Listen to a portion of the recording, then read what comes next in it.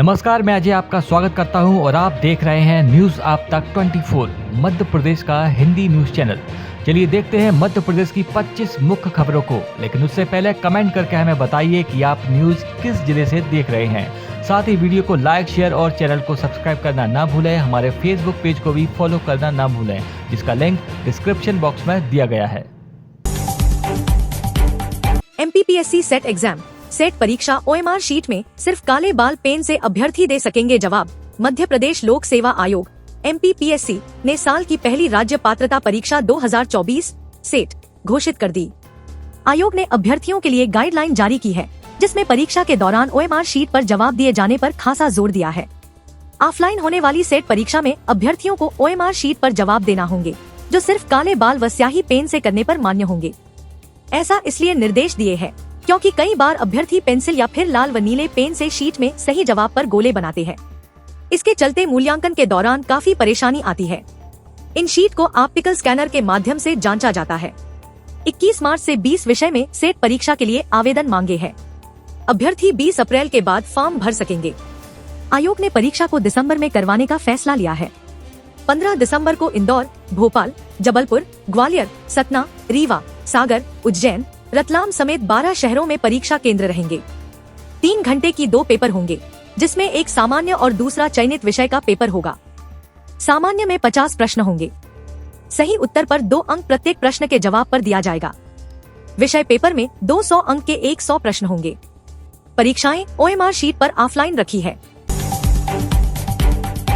सागर technology institute में छात्रों का हंगामा, फीस नियमों के विरोध में धरने पर बैठे। राजधानी में स्थित Sagar Institute of Science and Technology SISTec में शुक्रवार सुबह छात्र विरोध प्रदर्शन करते हुए धरने पर बैठ गए। ये छात्र फीस नियमों में प्रवेश के बाद बदलाव किए जाने को लेकर विरोध कर रहे हैं। बड़ी संख्या में छात्र कॉलेज परिसर में गेट के सामने एकत्र हुए और जमकर नारेबाजी की। उनके इस प्रदर्शन में अभाविप के छात्र कार्यकर्ता भी शामिल हैं। छात्रों के इस प्रदर्शन को देखते हुए कॉलेज प्रबंधन ने मौके पर पुलिस को बुलाया। पुलिसकर्मी छात्रों को समझाइश देकर धरना समाप्त कराने की कोशिश कर रहे हैं। हालांकि प्रदर्शनकारी छात्र मोर्चे पर डटे हुए हैं। कॉलेज प्रबंधन का कहना है कि छात्रवृत्ति मिलने से पहले छात्र सेमेस्टर की फीस जमा करें। एक विद्यार्थी से 40,000 रुपए की सेमेस्टर फीस जमा करने के लिए दबाव डाला जा रहा है। इसके बाद विद्यार्थियों के छात्रवृत्ति के फॉर्म जमा किए जाएंगे। विद्यार्थियों का कहना है कि पहले छात्रवृत्ति के फॉर्म जमा किए जाएं। उनका कहना है कि एडमिशन के समय कहा गया था कि छात्रवृत्ति के लिए पहले आवेदन होंगे, इसके बाद सेमेस्टर फीस जमा करना होगा। ग्वालियर में जर्जर भवनों पर लगा दिए होर्डिंग, FIR के आदेश नजरअंदाज। शहर में एक बार फिर से अवैध होर्डिंग लगाने का सिलसिला शुरू हो गया है। नियम कहता है कि डिवाइडर और जर्जर भवनों पर होर्डिंग या यूनिपोल नहीं लगाए जा सकते हैं। वहीं निगम कहता है कि मिलीभगत से सब कुछ संभव है। वर्तमान में शहर के कई डिवाइडरों पर होर्डिंग लगे नजर आ रहे हैं। इसके अलावा मंदिरों के आसपास होर्डिंग लगा दिए गए हैं, जबकि ऐसा नहीं किया जा सकता है। पिछले दिनों नगर निगम परिषद की बैठक में जहां पार्षदों ने इस व्यवस्था पर सवाल खड़े किए थे, तो वहीं निगमायुक्त ने भी डिवाइडरों पर यूनिपोल लगाने वाले एजेंसी संचालकों पर FIR दर्ज कराने के आदेश दिए, लेकिन ये सभी आदेश हवा में उड़ा दिए गए।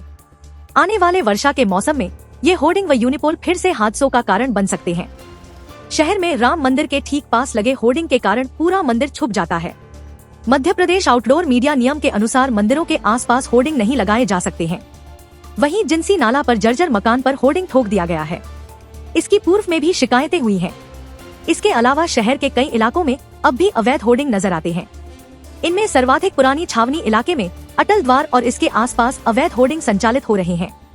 पूर्व में निगम के अमले का ठेकेदार एजेंसी से विवाद होने के बाद अवैध होर्डिंगों पर कार्रवाई जरूर शुरू की गई थी, लेकिन अब इसे भी ठंडे बस्ते में डाल दिया गया है। बच्चों को जापानी बुखार से बचाव के लिए टीके लगाने में इंदौर सबसे आगे। बच्चों को जापानी बुखार के संक्रमण से बचाव के लिए प्रदेश के 4 जिलों में टीकाकरण अभियान चलाया जा रहा है। इसमें भोपाल, नर्मदापुरम और सागर को पछाड़ते हुए इंदौर सबसे अधिक टीके लगाकर पहले नंबर पर पहुंच गया है। बता दें कि सरकार पिछले 1 महीने से पायलट प्रोजेक्ट के तौर पर इन जिलों में 1 से 15 साल तक के बच्चों को टीका लगाने के लिए अभियान चला रही है। अभियान 27 फरवरी को शुरू किया गया था। 26 मार्च तक इंदौर में 1,17,081 से अधिक बच्चों को टीका लगाया गया है। पूर्व विधायक अजय सिंह यादव भाजपा में शामिल हुए। टीकमगढ़ जिले की खरगापुर विधानसभा सीट से विधायक रहे अजय सिंह यादव ने अब कांग्रेस छोड़ भाजपा का दामन थाम लिया है। प्रदेश भाजपा कार्यालय में गुरुवार को पूर्व विधायक अजय सिंह यादव ने सीएम डॉक्टर मोहन यादव की मौजूदगी में सदस्यता ग्रहण की। उन्होंने कहा कि मैं पहले भी भाजपा में रहा हूं, इसलिए मेरी घर वापसी हुई है। इंदौर में अब शासकीय अस्पताल में भी हट सकेगा आंखों से नंबर का चश्मा। आजकल कम उम्र में ही आंखों की समस्या होने लगी है। छोटे बच्चों को भी चश्मा लग रहा है। युवा अवस्था में भी स्क्रीन टाइम बढ़ने के कारण चश्मा लगना आम हो गया है। निजी अस्पताल में चश्मा हटाने के लिए होने वाली सर्जरी के महंगे दाम चुकाने पड़ते हैं, लेकिन अब कम दामों में यह सुविधा शहर के शासकीय अस्पताल में भी मिलने लगेगी। एमजीएम मेडिकल कॉलेज के अधीनस्थ school of excellence for I में अब चश्मे का नंबर उतारने के लिए की जाने वाली लेसिक सर्जरी भी होगी। इसके लिए 8 करोड़ रुपए की मशीन भी आ चुकी है, जिसे इंस्टॉल करने का भी काम शुरू कर दिया गया है। अब देश भर के विद्यार्थी जबलपुर के रानी दुर्गावती विश्वविद्यालय में पढ़ सकेंगे बीपीएस। रानी दुर्गावती विश्वविद्यालय नए शिक्षण सत्र में जुलाई से बैचलर ऑफ फिजिकल एजुकेशन और स्पोर्ट्स (बीपीएस) पाठ्यक्रम में अब देश भर के विद्यार्थी प्रवेश ले सकेंगे। रादुवी के स्नातक स्तर के 3 वर्षीय इस पाठ्यक्रम में अब तक विवि से संबद्ध जिलों के विद्यार्थी के लिए ही था और अब 60 की जगह सीटें बढ़ाकर 90 की जा रही हैं। अभी बीपीएस पाठ्यक्रम बरकतुल्लाह विश्वविद्यालय भोपाल और देवी अहिल्या विश्वविद्यालय इंदौर में पढ़ाया जा रहा है। नए पाठ्यक्रम को लेकर रादुवी में सभी आवश्यक तैयारियां पूरी कर ली गई है। अगले माह से common university entrance test (CUT) के माध्यम से विद्यार्थी बीपीएस पाठ्यक्रम में प्रवेश लेंगे। गुना शिवपुरी सीट पर सिंधिया को राव की पारिवारिक पैठ से मिलेगी कड़ी चुनौती। सांसद केपी यादव का टिकट कटने से स्थानीय यादव समाज में उपजी नाराजगी को भुनाने के लिए कांग्रेस ने 2019 के लोकसभा चुनाव में भाजपा की तरह ही यादव कार्ड खेला है। कांग्रेस ने विधानसभा चुनाव में भाजपा छोड़कर कांग्रेस में शामिल हुए पूर्व विधायक राव देशराज यादव के पुत्र राव यादवेंद्र सिंह को भाजपा प्रत्याशी केंद्रीय मंत्री ज्योतिरादित्य सिंधिया के खिलाफ चुनाव मैदान में उतारा है। कांग्रेस प्रत्याशी के परिवार की भाजपा से जुड़े होने के दौरान से ही राजनीतिक पृष्ठभूमि है। हालांकि भाजपा के वरिष्ठ नेताओं का कहना है कि राव यादवेंद्र सिंह को कांग्रेसी के रूप उनकी परंपरागत विधानसभा सीट मुंगावली के मतदाताओं ने ही स्वीकार नहीं किया था। यादव समाज की नाराजगी की बात कांग्रेस द्वारा फैलाया जा रहा भ्रमजाल है, क्योंकि प्रदेश सरकार का मुखिया यादव समाज से है। इसका सीधा लाभ भाजपा को लोकसभा चुनाव मिलेगा। एमपी के खरगोन में कुंदा नदी किनारे दिखा सफेद कौआ। यूरोप व एशिया महाद्वीप में मिलता है।